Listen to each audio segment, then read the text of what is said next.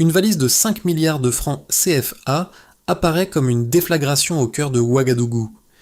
Initialement perçue comme un simple investissement, cette somme cache en réalité un mécanisme politique complexe.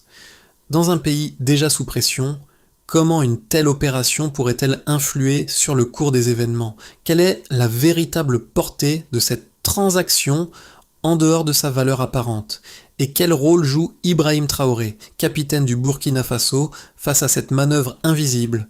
Si l'argent peut circuler ainsi, qu'en est-il des autres forces en jeu, invisibles mais tout aussi influentes?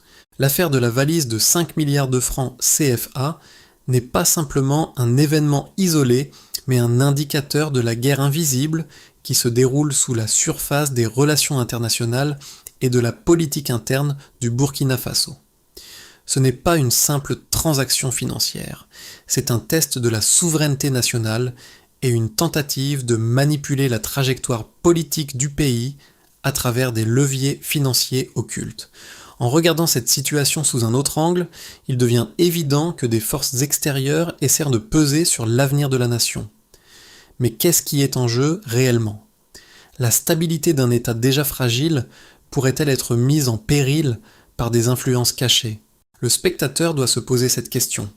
La valise n'est-elle que la partie visible d'une manœuvre bien plus grande? Le rôle d'Ibrahim Traoré est clé. Sa capacité à défendre l'indépendance du Burkina Faso face à ces tentatives d'ingérence sera l'un des éléments déterminants pour l'avenir du pays. Une question demeure. L'État pourra-t-il résister à ces pressions sans compromettre sa souveraineté? Le moment où la valise de 5 milliards de francs CFA est interceptée à Ouagadougou marque le début d'une série d'événements qui dévoilent un jeu de pouvoir caché. Les services de sécurité, dès les premières heures, identifient rapidement un lien entre cette somme et un réseau international opérant entre Abidjan, Accra et Paris. Ce premier indice laisse présager que l'affaire dépasse largement le cadre d'un simple transport d'argent, mais pourquoi cette somme et pourquoi maintenant? Ibrahim Traoré, le capitaine du Burkina Faso, fait face à un défi majeur. Comment réagir face à ce genre de manœuvre qui remet en question l'intégrité de l'État? En retraçant les événements, les enquêteurs découvrent qu'il ne s'agit pas simplement d'une tentative de corruption ou de financement d'un groupe, mais d'un levier destiné à influencer les décisions politiques du pays. Au cœur de ce système, les intermédiaires bras financiers, souvent cachés derrière des façades humanitaires, jouent un rôle clé. La valise, loin d'être un simple outil d'investissement, devient un vecteur de manipulation politique. La question se pose alors. Jusqu'où ces acteurs extérieurs peuvent-ils aller pour atteindre leurs objectifs sans que cela n'éclate au grand jour?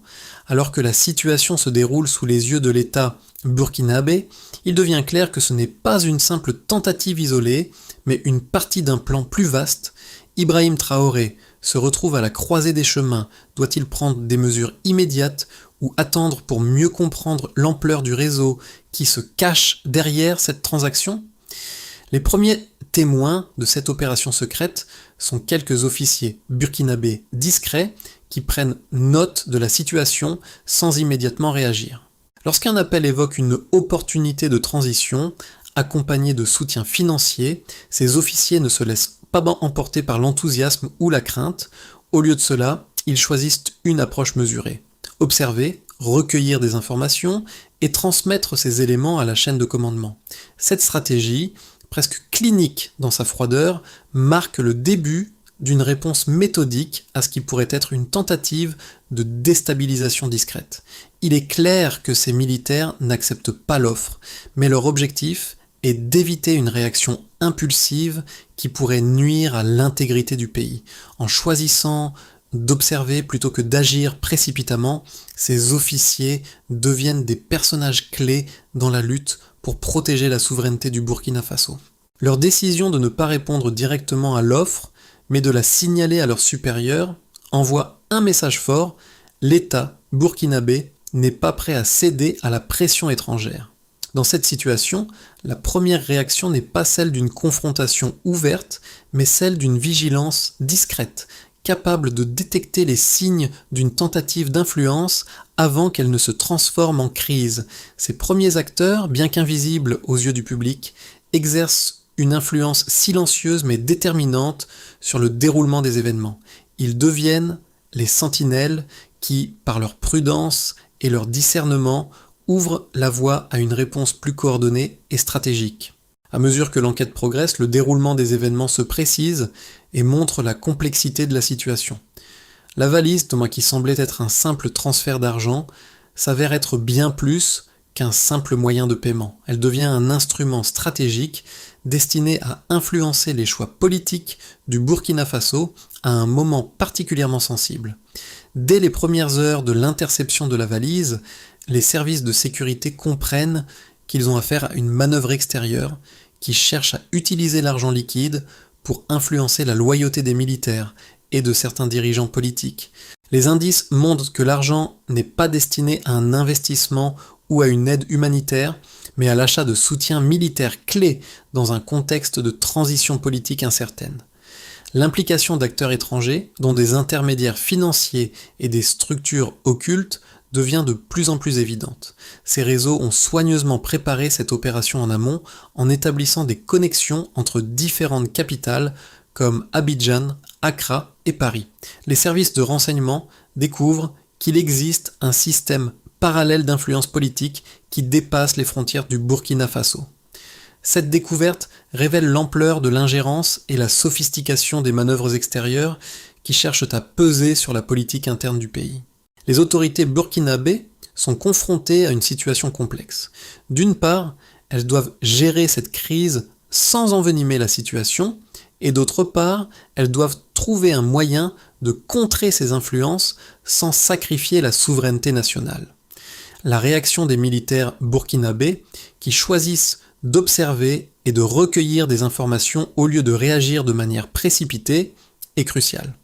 Cette approche permet de gagner du temps et de mieux comprendre les réseaux en jeu, tout en évitant une escalade immédiate. Le capitaine Ibrahim Traoré, face à cette situation, choisit également de ne pas se précipiter dans une réponse brusque, mais de suivre de près l'évolution de la situation. Il s'agit d'un moment décisif pour lui. Doit-il dévoiler l'ampleur de cette ingérence, ou bien attendre de recueillir suffisamment de preuves pour agir de manière plus ciblée ? Les services de renseignement commencent à établir des connexions entre les différents acteurs impliqués, mais ils se rendent vite compte que cette affaire est loin d'être un simple incident isolé. Les implications sont bien plus vastes, et la manipulation politique à travers l'argent liquide devient un outil de déstabilisation du pays. L'enquête dévoile un réseau complexe de structures et d'individus qui tentent de transformer une crise interne en une opportunité pour remodeler la politique nationale du Burkina Faso. Ibrahim Traoré et ses conseillers savent que cette situation, bien que cachée derrière des manœuvres discrètes, pourrait avoir des répercussions profondes pour l'avenir du pays. Les autorités burkinabées, en étudiant les flux financiers, mettent en lumière des informations cruciales qui révèlent l'ampleur de l'ingérence extérieure. Le contenu de la valise, au-delà de sa valeur apparente, devient un indicateur des tentatives de manipulation politique qui se jouent en coulisses. Au fil de l'enquête, 3 éléments majeurs se dégagent, et chacun apporte un éclairage différent sur les objectifs des acteurs impliqués. D'abord, les services de renseignement découvrent que la somme en question a été transférée via des circuits bancaires discrets, souvent utilisés pour des activités opaques à travers des sociétés écrans établies à l'étranger. Ces transactions, bien que légales en apparence, sont soigneusement dissimulées, rendant difficile leur traçabilité. Cependant, l'analyse approfondie des mouvements de fonds révèle des irrégularités frappantes. En quelques semaines, plus de 5,3 milliards de francs CFA ont été transférés par des structures à peine actives sans aucune justification évidente pour ces mouvements. Leurs origines semblent remonter à des comptes bancaires situés dans des pays étrangers, souvent liés à des entreprises de façade. Ensuite, l'enquête se penche sur les appels cryptés entre les intermédiaires financiers et les acteurs politiques burkinabés. En moins de 3 semaines, plus de 32 appels sont recensés, dont beaucoup coïncident avec des tentatives de déstabilisation militaire dans le nord du pays. Ces appels, réalisés à partir de numéros cryptés, sont les signes d'une stratégie sophistiquée visant à influencer les décisions politiques à travers des manipulations financières. L'intensité de ces appels révèle un réseau bien organisé, capable de se connecter à plusieurs niveaux de pouvoir sans être détecté immédiatement. Et enfin, les autorités observent une mobilisation sociale sans précédent, un phénomène qui semble être en réponse directe à l'interception de la valise. En moins de 48 heures, plus de 1,2 million de messages de soutien circulent sur les réseaux sociaux et près de 10 000 citoyens se portent volontaires pour soutenir les efforts de sécurité locaux. Cette réaction rapide témoigne d'une prise de conscience collective et d'une vigilance accrue, ce qui reflète une dynamique nouvelle dans la manière dont les Burkinabés perçoivent leur rôle dans la défense de la souveraineté nationale. Les chiffres révèlent également une autre dimension de cette crise, l'incapacité des acteurs extérieurs à prendre en compte l'élément humain et les réactions populaires qui ont été déclenchées par cette tentative d'ingérence. L'adhésion rapide de la population aux efforts de sécurité montre que la situation dépasse celle d'une simple intervention extérieure. Elle touche à des enjeux fondamentaux concernant l'autonomie du pays. Ainsi, ces trois blocs de données, les flux financiers irréguliers, les communications cryptées et la mobilisation populaire, constituent les preuves principales qui dévoilent l'ampleur de l'ingérence extérieure et de la tentative de manipulation. Chaque élément démontre que l'intervention extérieure va bien au-delà d'une simple tentative isolée, mais qu'elle fait partie d'un processus systématique visant à influencer la politique interne du Burkina Faso. Dans les premières semaines qui suivent l'interception de la valise, deux visions opposées commencent à émerger parmi les analystes politiques et les observateurs internationaux. La première, portée par certains experts et diplomates occidentaux, soutient que l'incident de la valise de 5 milliards de francs, 7 milliards de francs, CFA, est une exagération, une tentative de l'État burkinabé de justifier une paranoïa d'État. Selon cette position, le gouvernement aurait réagi de manière excessive à un événement isolé, peut-être mal interprété. Les défenseurs de cette thèse estiment que les autorités burkinabées ont tendance à voir chaque mouvement extérieur comme une menace directe à leur souveraineté, et ce, au détriment des relations diplomatiques et économiques. Selon eux, cette vision risque d'entraîner une rupture avec les partenaires internationaux et de fragiliser encore plus une économie déjà vulnérable. Ces experts mettent en garde contre une dérive isolée où la réticence à coopérer avec des acteurs étrangers pourrait entraîner un isolement politique et économique dangereux. Cependant, une autre position, plus partagée parmi certains analystes africains, adopte une lecture diamétralement opposée. Cette thèse met en lumière le problème structurel sous-jacent des relations entre les pays du Sahel et les puissances extérieures, notamment l'exploitation des ressources naturelles et la dépendance économique. Selon cette interprétation, l'incident de la valise ne serait pas une exception, mais plutôt un symptôme d'un problème plus vaste, la perte de souveraineté face à des acteurs extérieurs qui cherchent à contrôler les richesses du continent. Pour ces analystes, les tentatives de manipulation à travers des leviers financiers sont monnaie courante dans un environnement où les pays africains sont régulièrement soumis à des pressions externes pour adhérer à des accords déséquilibrés.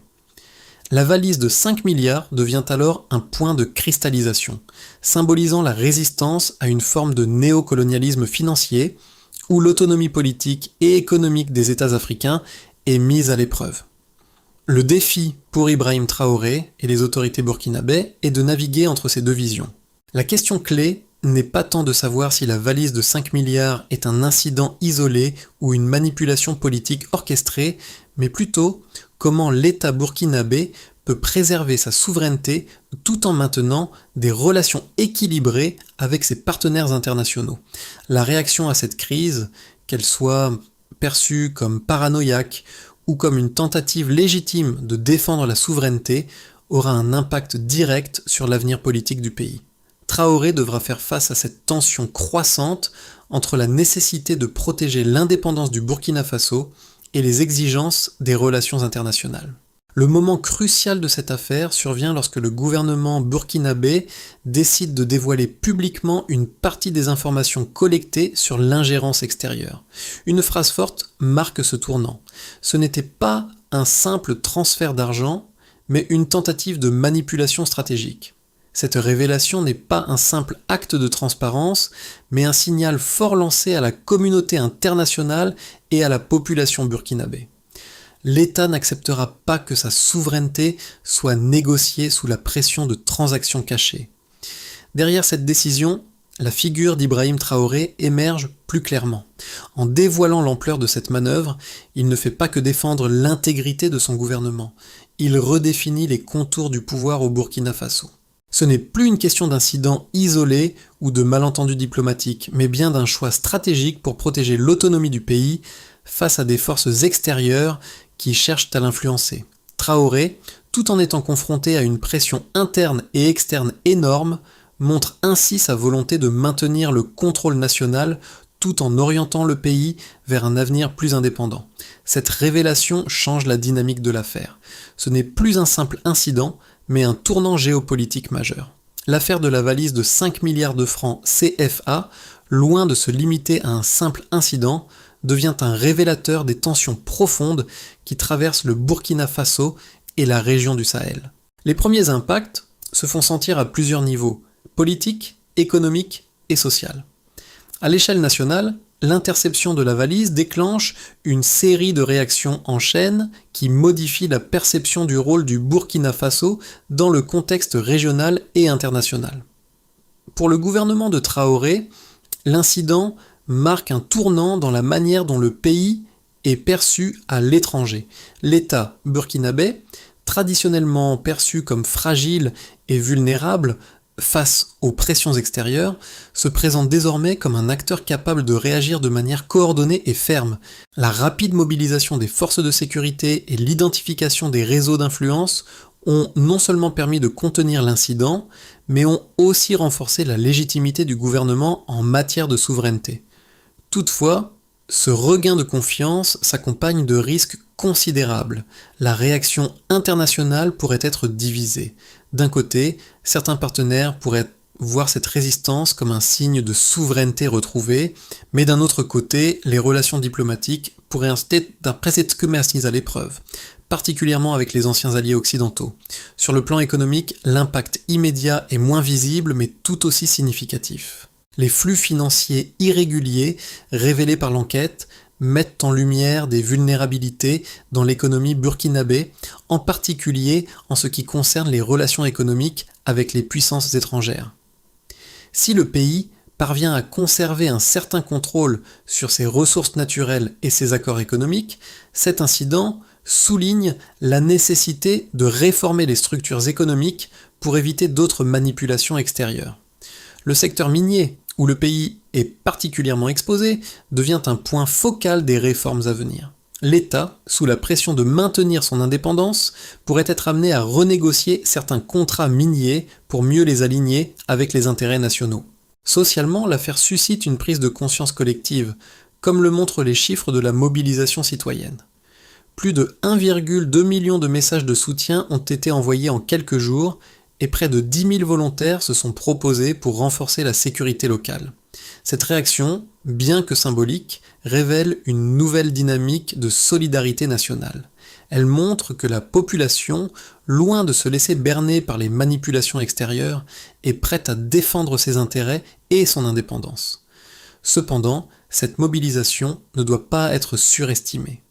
Si elle témoigne d'une volonté de résister à l'ingérence, elle met également en évidence la fragilité du tissu social, qui pourrait se fissurer sous la pression économique et politique. Les répercussions régionales sont tout aussi marquantes. L'affaire met en lumière la compétition de plus en plus intense entre les puissances extérieures pour influencer les décisions politiques au Sahel. Le Burkina Faso, loin d'être un cas isolé, devient un terrain de jeu pour des acteurs internationaux aux intérêts contradictoires. Les tentatives de manipulation à travers des leviers financiers ne sont pas nouvelles dans la région, mais elles prennent ici une ampleur particulière, en raison de l'implication directe de l'État burkinabé. L'incident sert de catalyseur pour des discussions sur la souveraineté régionale, notamment entre le Burkina Faso, le Mali et le Niger. Ces pays, en proie à des défis similaires, pourraient voir dans cette affaire un signe de la nécessité d'une coopération plus étroite pour contrer les ingérences extérieures et renforcer leur indépendance. Ainsi, l'affaire de la valise devient un pivot stratégique, dont les répercussions vont bien au-delà de l'incident initial. Le Burkina Faso pourrait bien en sortir renforcé, mais avec une conscience accrue des défis liés à sa position géopolitique et économique dans un monde de plus en plus interconnecté et dominé par les intérêts étrangers. Les 6 à 12 mois qui suivent l'incident de la valise de 5 milliards de francs CFA détermineront la trajectoire future du Burkina Faso. 3 scénarios se dessinent, chacun avec des implications profondes pour la politique interne du pays et ses relations avec la communauté internationale. Dans une première trajectoire, la plus probable, une stabilisation progressive s'installe. Après une première réaction forte, le gouvernement burkinabé réussit à maintenir le cap malgré les pressions extérieures. Les réformes économiques, notamment dans le secteur minier, sont mises en place pour renforcer la souveraineté nationale. Les relations diplomatiques avec les puissances occidentales, bien que tendues, sont partiellement restaurées à travers des négociations sur de nouveaux accords commerciaux et d'aide. Les institutions burkinabées montrent une résilience accrue, avec des réformes administratives qui permettent de mieux suivre les flux financiers et de renforcer la transparence. Dans ce scénario, l'économie burkinabé continue de croître lentement avec un taux de croissance modeste autour de 3,5%. Le pays reste vulnérable à l'influence extérieure, mais les autorités parviennent à naviguer dans un environnement international de plus en plus compétitif. Dans une deuxième trajectoire, plus favorable, une dynamique plus ambitieuse de changement se met en place. Le Burkina Faso, fort de son expérience de résistance, forme de nouvelles alliances régionales avec le Mali et le Niger. Ces pays, confrontés à des défis similaires, développent un axe économique et politique plus intégré. La coopération régionale, en particulier dans les secteurs de la sécurité et des ressources naturelles, se renforce. L'économie sahélienne bénéficie d'une relance grâce à des projets conjoints dans le secteur énergétique et minier. Cette collaboration stimule la croissance régionale, avec un taux de croissance d'environ 6% pour le Burkina Faso en 2025. Le pays devient un acteur régional plus influent, capable de négocier de manière plus équilibrée avec les puissances extérieures. Ibrahim Traoré, en tant que leader de cette coalition, gagne en stature et en légitimité, tant sur le plan national qu'international. Dans une troisième trajectoire, plus sombre, la situation se dégrade rapidement. La réaction à l'incident de la valise déclenche une série de ruptures diplomatiques avec les partenaires internationaux. L'isolement économique du Burkina Faso s'accentue, avec une réduction significative des programmes d'aide et une multiplication des sanctions économiques. Le pays voit une contraction de son PIB de l'ordre de 2%, ce qui accentue les tensions sociales internes. Les groupes d'opposition exploitent la situation pour exacerber les divisions politiques, ce qui affaiblit davantage la stabilité interne. En parallèle, les tentatives d'ingérence extérieure se poursuivent, visant à exploiter les vulnérabilités du pays. L'instabilité politique et économique devient la norme, et le Burkina Faso se trouve de plus en plus pris dans un cercle vicieux de dépendance et d'isolement. Ces 3 scénarios montrent des trajectoires contrastées où la réponse du gouvernement burkinabé à l'incident de la valise et à ses implications géopolitiques jouera un rôle crucial. Le défi, pour Ibrahim Traoré et ses conseillers, sera de naviguer habilement entre ces différentes trajectoires en gardant toujours à l'esprit la nécessité de maintenir la souveraineté du pays tout en assurant sa stabilité économique et politique. L'affaire de la valise de 5 milliards de francs, CFA, touche non seulement les sphères politiques et économiques, mais aussi la vie quotidienne des Burkinabés.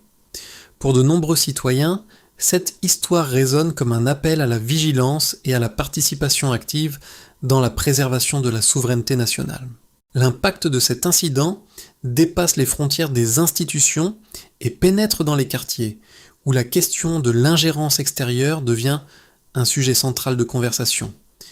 Les discussions ne se limitent pas aux médias ou aux cercles politiques, mais se propagent au sein des familles et des communautés locales. Dans ce contexte, la mobilisation populaire, bien que symbolique, devient un facteur déterminant.